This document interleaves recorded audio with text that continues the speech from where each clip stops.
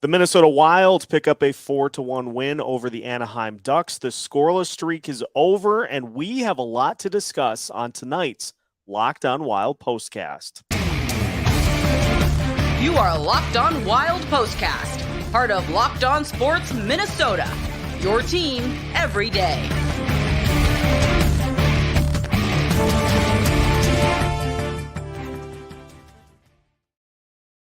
Welcome into another Locked On Wild postcast. Seth Topal joined by Kevin Gorg, recapping a 4-1 win for the Minnesota Wild against the Anaheim Ducks tonight.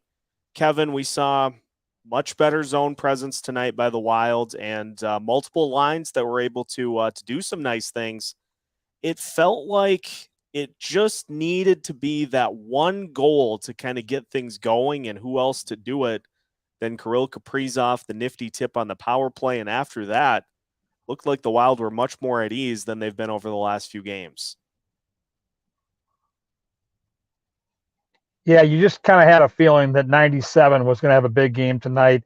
After leaving the game early last night, the controversial call, they get that thing rectified. He gets back on the ice. He looked like he had his legs. He was motivated, and to see that deflection on the power play in the high slot, I'm sure everybody on the Wild bench had a huge sigh of relief. But that's what you have to have from your go-to players, from your star players. When you're going through a tough stretch, they've got to step up, and I thought he did tonight in a big, big way. You know, we got the full kind of complete package in this one tonight. You've got a couple of goals in 5-on-5. You got a couple of power play goals, good goaltending, good penalty kill. And so for a team that has been putting the pieces together, it was nice to get the entire thing in this game tonight.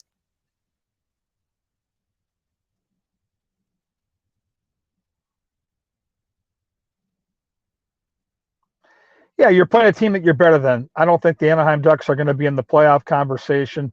The special teams, as you talked about, were good. I thought what gets lost in the shuffle was a really solid performance by Filip Gustavsson in goal. He made some giant saves early when that game was still up for grabs, and I think he gave the team some confidence too, because when you're going through a tough stretch, you know you're not going to be able to score a lot of goals. You get down in that hockey game, it's going to be a problem. And how about a tip of the hat to Wild video coach Jonas Plum for that awesome review on the offsides. That was another big momentum changer for the Minnesota Wild tonight, I thought. That was a great goal by Zegras. Unfortunately, didn't end up factoring into the scoring. But yeah, that was a pivotal moment in the game. And tip of the cap to Matt Dumba for coming away with his first goal. It's been an up and down start to the year for Dumba, but good to see him finally be able to break through. And maybe that'll open some things up for Matt. He clearly has not been playing up to his standards. He'd be the first person to tell you that.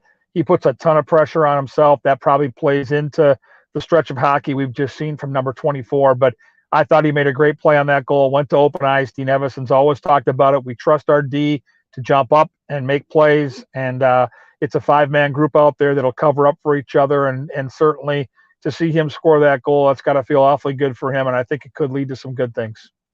All four lines, it seemed like, had really nice moments in this one tonight. And, you look at the line of the Rossi line tonight, I thought had some really nice moments. They get an opportunity to give Dumba the goal, but just kept attacking and really set the offense up to just sustain all that zone time. Yeah, I think against Anaheim, you're going to have a little more space than you probably had last night in Los Angeles, than you might have in a couple of nights in Seattle. But give the Wild credit. It's one thing to have the space. It's another thing to go out there and do something with it. So they're more creative players. You mentioned Marco Rossi, Matt Zuccarello, Matt Boldy. They had some room to operate. And this team's blessed with a lot of skilled players. When you give them some space in the offensive zone, good things are going to follow. And I thought Minnesota had some confidence to their game tonight, and I'm certain that now, moving forward, they'll get back to who they really are. Very good chance we see the Grief line together on Friday night. For sure, Greenway's back. There's a decent chance Marcus Foligno returns. God, could that be a shot in the arm for this team, just to have some stabilization to that front line.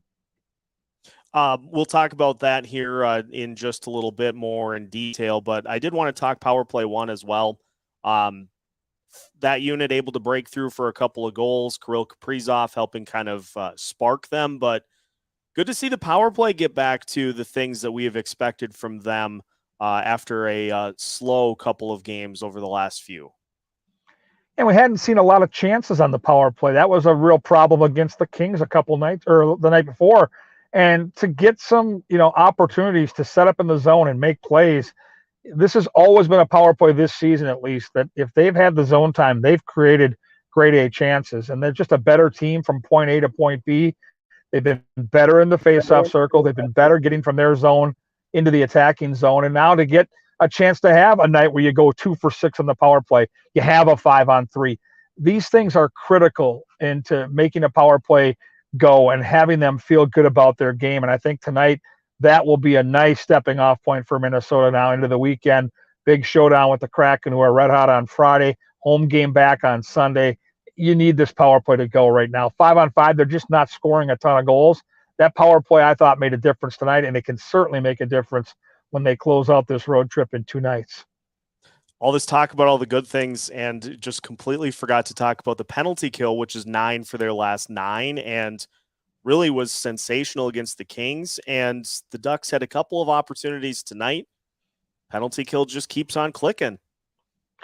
Most important penalty killer is always the goalie, but it goes deeper than that, Seth. You make a great point, and this was a very big point of emphasis for Dean Evason and this coaching staff in the offseason. And we got to training camp, and they worked a ton in training camp on this aggressive nature to the penalty kill. They've got a team that can skate, so you can't do this if you have a team that's slow and clompy, but this team can move. They've got players at both the defensive side and the forward side that have skill and speed. So play aggressive, use your speed, make them make 2 or 3 good passes to beat you. Now, you're going to look foolish a handful of times this year because the NHL has some high-end players, and you look at Colorado and some of the power play weapons they have, they're going to beat you sometimes. They're just going to make some plays. But if you're aggressive and get after them, you're also going to make life very difficult, and they're not going to ever get real comfortable against you.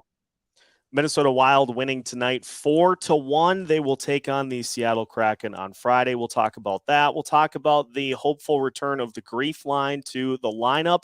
All that and more as we continue today's Locked On Wild postcast after a word from our sponsors. BetOnline.net is your number one source for sports betting info, stats, news, and analysis.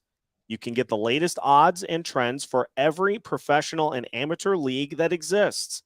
From football to basketball to soccer to esports, they've got it all at BetOnline.net. And if you love sports podcasts, you can find those at BetOnline as well. They're always the fastest and easiest way to get your betting fix. So head to their website today or use your mobile device to learn more at BetOnline, where the game starts. Minnesota Wild win 4-1 over the Anaheim Ducks. They improved to 6-1 on the season. Kevin, the Seattle Kraken, no slouch on Friday, and the Wild found that out the hard way last Thursday. So a chance for some revenge here, and signs pointing to the hopeful return of Marcus Foligno to the lineup. I think we have seen plenty so far this season just how big of an impact those guys have when healthy and all on the ice together. You're right, and I think it gets magnified against a team like Seattle, who boasts one of the 3 biggest blue lines in the National Hockey League, and this has been the template to slow down the Minnesota Wild. Big, rugged teams on the back end have given the Wild problems over the years, and if Wild fans need a reminder, outside of the 4-0 blanking that the Kraken put on them last week in St. Paul, go back to that playoff series against the St. Louis Blues. It was a big-time difference maker in that series. So to get the Grief line back together, to get some size back on the front end for this group, going against a defensive group from Seattle that's big, strong, and with Dave Haxtell coaching, plays with an edge to their game, I think that is a huge, huge feather in the hat of the Minnesota Wild and could make a big difference to help them get some revenge in this game. And there will be interesting decisions to be made in the lineup as well, especially coming off of a game like we saw tonight, where up and down the lineup, you had guys that were giving good minutes. They're not all going to be able to play. And so the hope being that you're going to get a lot of guys who are trying to build off of this to make sure that they stay with this team as the season goes forward? I can guarantee you one thing. Actually, it's two. Connor Dewar and Mason Shaw will be in the lineup. From the conversations I've had with the coaching staff and seeing what Connor Dewar did tonight, going out there against Bolio, who's bigger and stronger and a much better fighter, and then Mason Shaw just continues to be a pest against every team he plays. I know Dean Evison well enough, and I know this coaching stuff, and there's no way those two guys are coming out of the lineup. With Cramarossa scoring that goal, it is going to make it interesting how they play this out. And again, you want that grief line back together. You want competition for ice time, and again, in an organization that's got some depth right now, you want it to be a big deal just to get in the lineup. And so there are going to be some disappointed guys, no doubt about it. But if you're Dean Evison, you like that because they're going to come back just a little more hungry the next time they might get an opportunity. And final one to kind of wrap things up, after another solid performance by Filip Gustavsson, I would imagine the team will go back to Fleury for Friday night's game against the Kraken, but got to be a huge lift for Dean Evison to know now that he has two goalies that are playing some really good hockey in the event that Fleury maybe needs an extra breather out of his normal kind of rest period. You got two guys that are more than capable of stepping up. It's huge. And when you look at the 82-game schedule, and you don't really question much that Marc-Andre Fleury does, the way he prepares, the way he practices, the energy he brings to every game he plays. But he's going to be 38 later this month, and you don't want him playing 65 games. That's just a fact. And Gustavsson now has put together a string of very, very good starts. He got his first win in a Wild sweater tonight. Both the game in Detroit, which was his last start, and the start tonight, at critical moments in the hockey game, he made big saves, not just regular saves, the kind of saves that give a team momentum.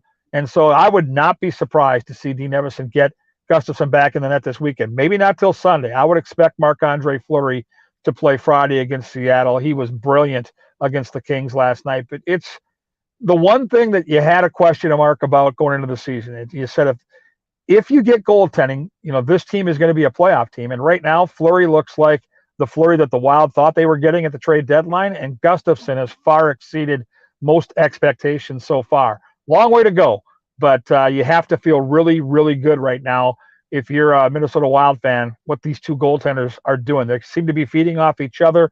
I'm not going to understate the influence of goaltending coach Freddie Shabbat. Watching that last road trip when he spent numerous days with the laptop open, working on some clips with both goalies. This guy is a guru, and he's getting the most out of these two guys, and I think it's going to be great to see that competition in the blue paint. Minnesota Wild pick up the win 4-1 over the Anaheim Ducks, and this has been yet another Locked On Wild postcast. Thank you to those that tuned in to hang out after the game, and always fun, win or lose, to break it down with Kevin Gorg. Kevin, thank you for the time. And for listeners, make sure you are checking out Locked On Wild all week long so that you don't miss out on any news related to the Minnesota Wild. We've got new episodes coming your way every Monday through Friday as part of the Locked On Sports Podcast Network.